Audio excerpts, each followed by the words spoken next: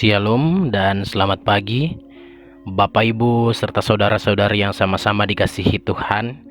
Kembali lagi dari Bukit Sion, saya menyapa Bapak Ibu, dan bersama kita akan membaca, merenungkan firman Tuhan di pagi yang indah ini sebagai kekuatan hidup kita bersama. Untuk itu saya mengajak Bapak Ibu untuk berdoa. Kita berdoa. Bapa kami yang ada di sorga, Bapa yang terus mengasihi kami dari hari ke hari, kami bersyukur untuk kasih dan penyertaan Tuhan dalam hidup kami. Kami bersyukur atas nikmat yang Engkau berikan kepada kami. Terima kasih ya Allah atas segala kebaikan-Mu dalam hidup kami. Pagi yang indah kami akan membaca merenungkan firman-Mu. Untuk itu tolong kami, kasihani kami, agar firman-Mu ini dapat mengubahkan hati dan pikiran kami, tingkah laku kami, menyenangkan hati-Mu ya Allah. Bapa di sorga, kami siap untuk membaca merenungkan firman-Mu di dalam Kristus Yesus, itu yang menjadi Tuhan dan Juru Selamat kami yang hidup. Amin. Bapak Ibu serta saudara-saudari yang sama-sama dikasihi Tuhan, bacaan kita pada pagi yang indah ini terambil dari Kisah Para Rasul 20 ayat yang ke-17 hingga ayatnya yang ke-24. Kisah Para Rasul 20 ayat 17 hingga ayatnya yang ke-24. Perpisahan Paulus dengan para penatua jemaat Efesus. Karena itu ia menyuruh seorang dari Miletus ke Efesus dengan pesan supaya para penatua jemaat datang ke Miletus. Sesudah mereka datang, berkatalah ia kepada mereka, "Kamu tahu bagaimana aku hidup di antara kamu sejak hari pertama aku tiba di Asia ini. Dengan segala rendah hati aku melayani Tuhan. Dalam pelayanan itu aku banyak mencucurkan air mata dan banyak mengalami pencobaan dari pihak orang Yahudi yang mau membunuh aku. Sungguh pun demikian, aku tidak pernah melalaikan apa yang berguna bagi kamu. Semua kuberitakan dan kuajarkan kepada kamu, baik di muka umum maupun dalam perkumpulan di rumah kamu.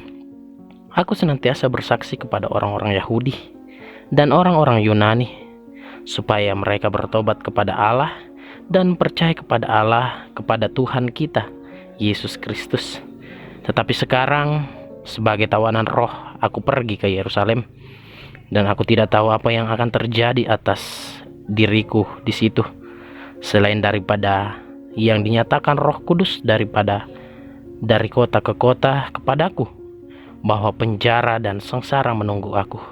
Tetapi aku tidak menghiraukan nyawaku sedikit pun, asal saja aku dapat mencapai garis akhir dan menyelesaikan pelayanan yang ditugaskan oleh Tuhan Yesus kepadaku, untuk memberi kesaksian tentang Injil kasih karunia Allah."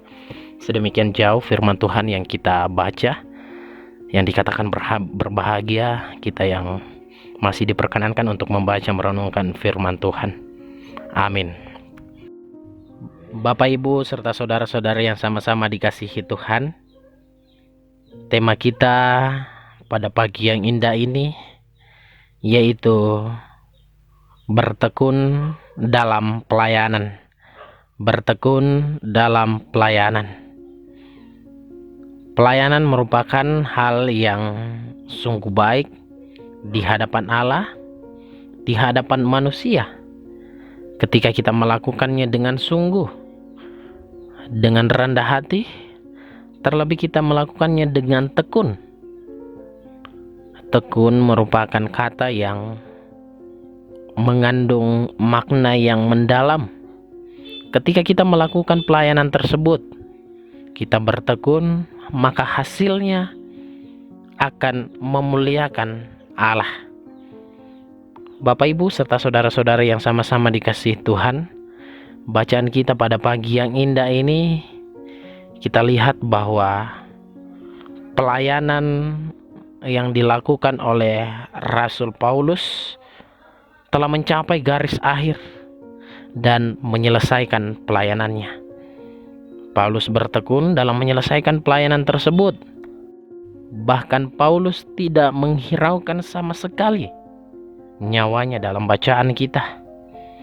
Meskipun demikian ia tidak peduli atau ia tidak menghiraukan nyawanya sedikit pun.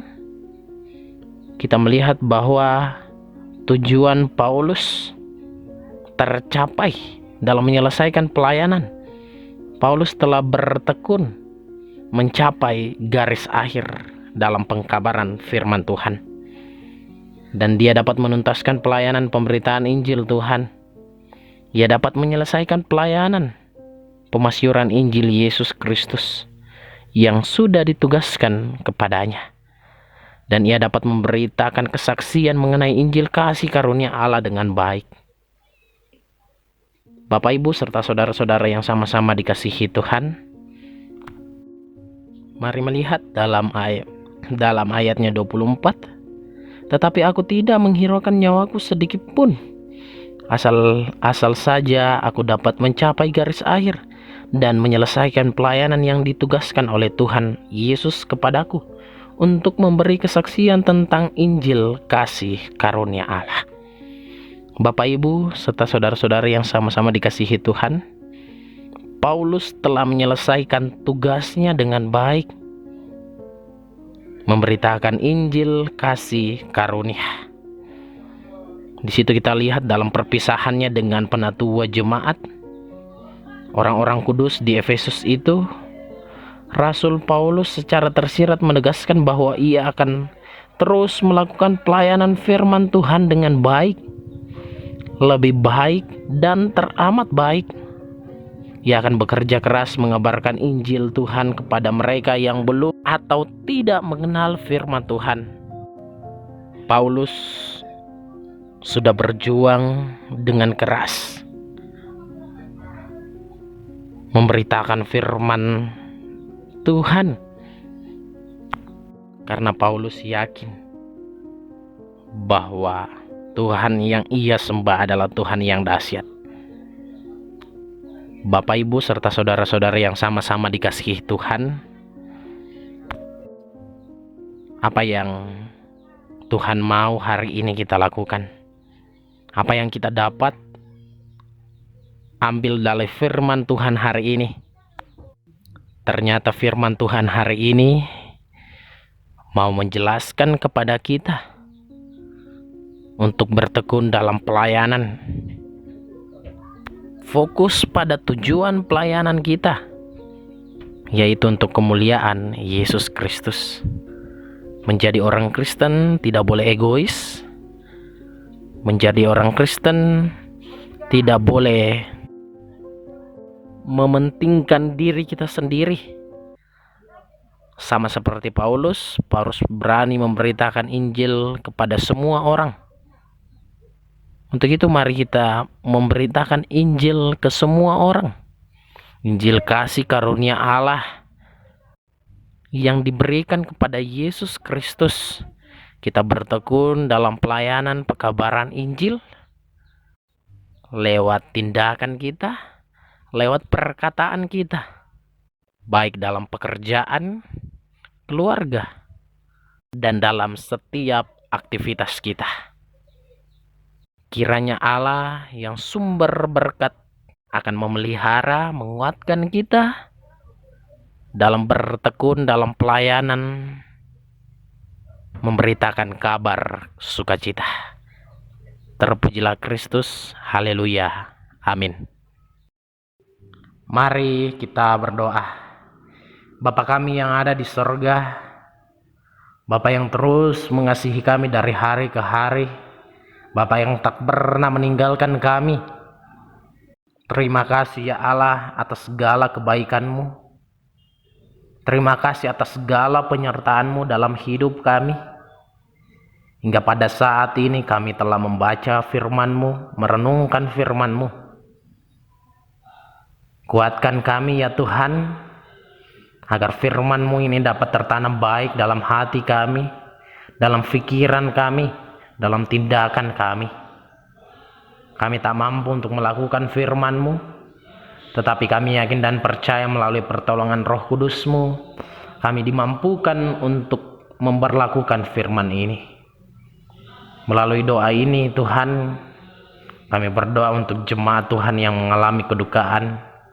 Mari Tuhan berotoritas dalam kehidupannya, berperkara dalam setiap langkah kehidupannya. Sehingga ya Tuhan, melalui keluarga, kerabat, bahkan orang-orang yang ada di sekitar, mereka dapat dihiburkan, dikuatkan. Dan tentunya Engkau terus mencurahkan Roh Kudus-Mu atas mereka semua, agar dari hari ke hari ia terus merasakan kasih setia Tuhan, dan duka cita dapat berubah menjadi sukacita. Terima kasih ya Allah, Engkau sumber kehidupan kami. Berdoa juga untuk jemaat Tuhan yang mengalami sakit, penyakit, dan penderitaan. Mari Tuhan, Engkau datang sebagai dokter yang tidak kelihatan, yang menjamah sakit penyakit yang ia rasa sakit, sehingga dari hari ke hari kuasa dan kasih Tuhan tetap menaungi mereka semua. Bapa di sorga, kami serahkan mereka ke dalam tangan pengasihan-Mu. Tuhan berkati, Tuhan kuatkan dalam menghadapi proses-proses pemulihan, sehingga dari hari ke hari ia terus merasakan proses-proses pemulihan yang tentunya asalnya daripada-Mu. Berdoa untuk keluarga yang senantiasa mendampingi, para medis.